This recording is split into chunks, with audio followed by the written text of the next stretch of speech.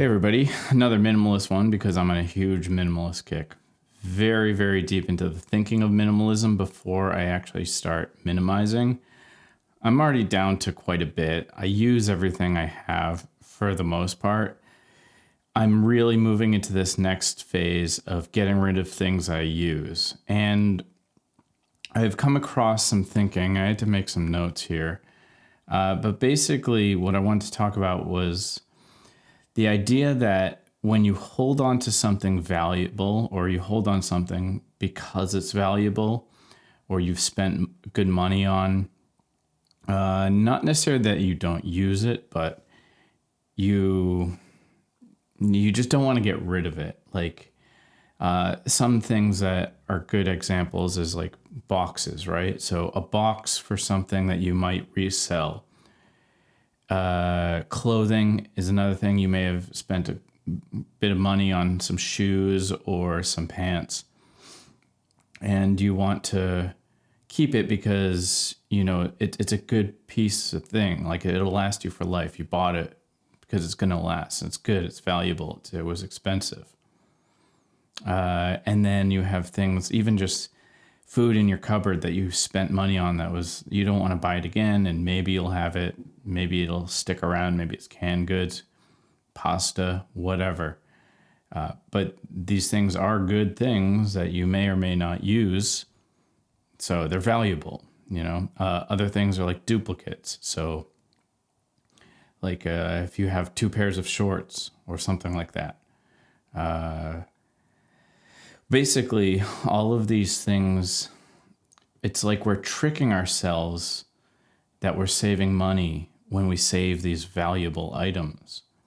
But in the end, what actually you're saving ends up costing you in, let's just say, rent. You have to store it. So your storage, it's a mental stress, and you end up having to actually pay for the space, like more rooms. So now I'm in a bigger house. I'm filling it up, of course. That's just what happens. But I can really get by with like a single room, and minimize more. But because I'm in a bigger room, now I have things back on the wall. I have an extra desk. It's ridiculous. And these things are valuable, and they definitely add to what I'm doing, but I mean, it's costing me. In the next year, I'm going to leave this lease and definitely get a smaller place if I can find one, because these valuable items that I use or I'm keeping around are actually costing me. In the end, it's costing me mental bandwidth, space in my house, and just generally, I don't know if I mentioned it, stress, like the stress of it all. And then also too, organization as well. You have to find little like tubs for this or that and like little parts, and you want to keep it separated from these things or stored or keep it clean. Keep the boxes for it. Keep it. It becomes a mess. And for me, just even talking about it is stressing me out. Like then I think about like, okay, well now I have to sell this later. So it's like you're a caretaker. And then you also have to be a salesman at some point. And then if you're not using it, there's a lot of like, well, at least for myself, but there's guilt in not using something that I own, especially if you like minimalism. I think a lot of times people who aren't into minimalism or try to further themselves through it or use part of it don't really feel as much guilt. But I think minimalists tend to feel a guilt that they want to be better and more deliberate. They see how they've been before. So when there's something they own and they're not using it, or it's kind of just being a just in case item, I feel guilty, and I think a lot of other people do too. And it's just this weird concept that I was thinking about today about how these valuable items are actually costing and how much. And I would have to say a lot. So I'm going through the annoying process. I don't really like selling on eBay anymore. I used to like it. I made a lot of money on eBay, but now it's just tiring taking the pictures and stuff. So I'm actually selling my stuff. I'm probably going to just throw out a lot of it, even if it's valuable, because I just want it out of my mind. Give it away, trash it, whatever. I'm just over it. Unless it's like a quick sale, I don't think that I want to take care of these things. I don't want to have them. Which brings me to a secondary point of something that I was thinking about today, which I was going to do a different video on, but whatever. It's the idea of not even buying it in the first place. Like, I think about these valuable items and I'm like, well, why did I even just take that in? It's just such a weight. Like, I got excited about it. I bought it for some reason. I thought I was going to use it.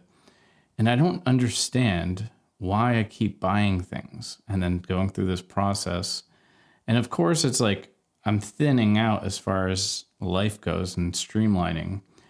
But it's like, just don't take it in the first place. And then you don't have to get rid of it and forget all of the other crap along the way to getting rid of it and the stress and letting go and all that. It's like, just don't take it in the first place. Don't buy it. And if you buy anything, make sure you actually buy something that's going to replace something. So a good example is I wanted to get some new shoes because my shoes got really dirty. The ones that I walked in, I was wearing all day, every day. They were made of like a canvas or cotton, I guess. So they got dusty. They were white, and now they're like tan. It's like they're really gross. And I was shopping. I was going to get like the Reebok dad shoes, like the old school 81s. And I really like them. I want to, but I know what would happen is I'd buy those and I'd also still want to keep these other ones for beaters, for like walking in the woods and just going for dirty morning walks. Like, I don't need these other Reeboks. So what am I going to do? So I've got to either decide, do I want to keep these really comfortable but dirty ones, or completely just throw them out and replace them with the new Reeboks? And to be honest, I don't think I need the new Reeboks. They wouldn't be as comfortable. The Adams is what I'm talking about. Adams shoes, they're just too comfortable. They're the best walking shoes I've ever had. And I don't think I could find a better walking shoe ever. I haven't. I keep trying. So if I got the Reeboks, then I would just have another stylish shoe. And it doesn't make sense. So don't even take it in the first place. Chill out. And then you don't have to deal with all this other crap that I was mentioning earlier. And man, getting rid of things is just annoying. It's just, I'm so sick of getting getting rid of things. And I just don't want to have it come in the first place. So I'm big on putting a wall before it comes in versus the cure, like an ounce of prevention's worth a pound of cure type of thing. Like, just don't take it in. Just stop it right at the door and really streamline my life through minimalism, but way, way earlier down the line. I've gotten to this point where I'm like, I'm pretty thinned out. So I've got to like bring this minimalism earlier on in the process. And I kept living in this middle to end of a life of an item that I take on. So yeah, I'm evolving to earlier in the production line, so to speak, of what I've taken in. So those are my two thoughts. What you hold on to because it's valuable costs you, and two, stop it right at the door. All right, guys, I hope this helps somebody, or at least gets your brain spinning. Whatever. That's it today. Cheers.